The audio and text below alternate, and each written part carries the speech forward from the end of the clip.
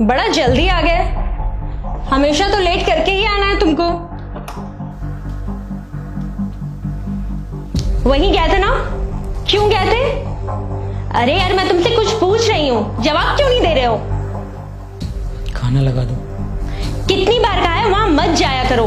जब भी जाते हो 10 बातें सुनकर आ जाते हो और आने के बाद मुंह लटका हुआ रहता है तुम्हारा।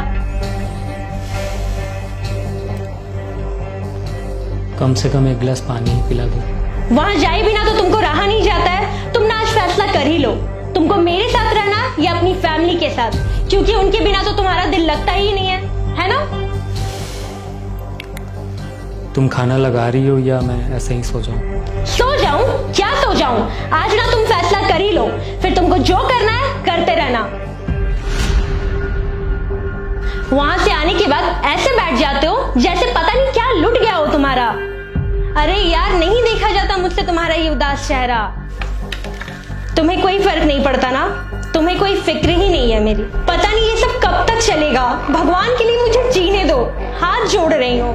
तुम और तुम्हारे परिवार के बीच पिस गई हूं मैं। नहीं देखा जा रहा मुझसे ये सब। न तुम मेरी बातें सुनते हो और न ही तुम्हारे परिवार वाले।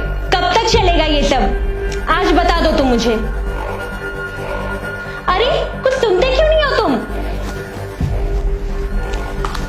सुनो तुम पहले मेरी बात। तुम्हारे लिए मैं ज्यादा जरूरी हूं या तुम्हारे परिवार वाले?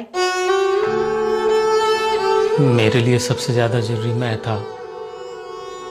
मैं मरा नहीं हूं, लेकिन अब जिंदा भी नहीं हूं।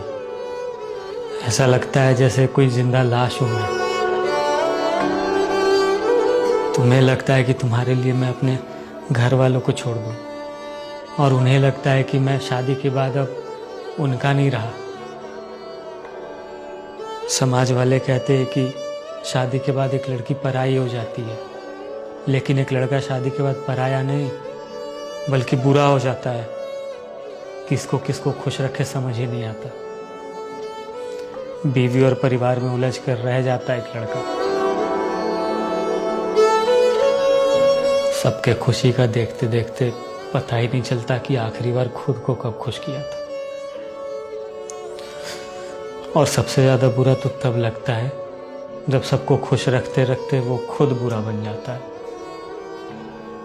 परिवार को खुश करो तो बीवी बुरा मान जाती है, बीवी को खुश रखो तो परिवार बुरा मान जाते हैं। पिस रहा हूं यार मैं। लड़के को 2 राहों पे लाकर खड़ा कर दिया जाता है।